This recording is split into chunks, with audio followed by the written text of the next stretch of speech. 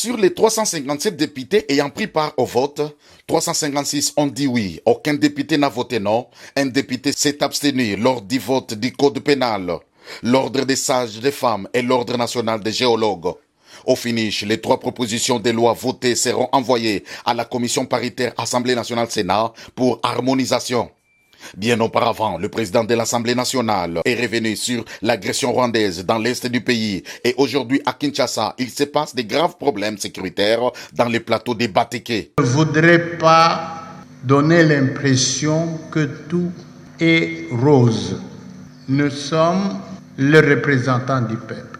Il se passe un certain nombre de problèmes dans notre pays.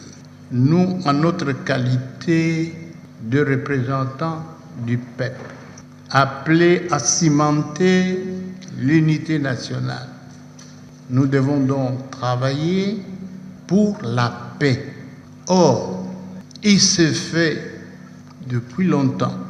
Nous sommes agressés par le Rwanda à l'est de notre pays.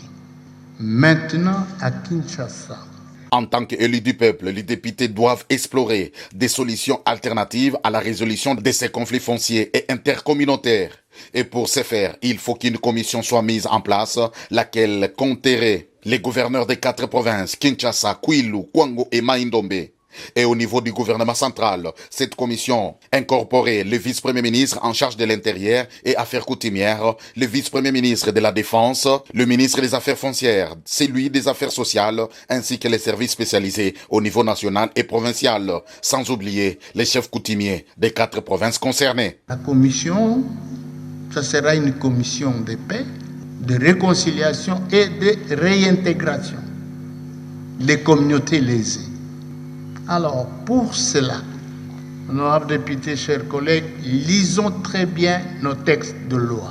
Il n'y a pas qu'à Kinshasa où il y a des problèmes fonciers, mais il y a aussi dans les provinces. Nous allons mettre en place une commission qui attendra tout le monde, tous les responsables nationaux et provinciaux, afin que nous soyons à mesure de trouver des solutions aux problèmes des terres, d'intégration qui nous préoccupent, a déclaré le speaker de la Chambre basse du Parlement, Christophe Mbosso.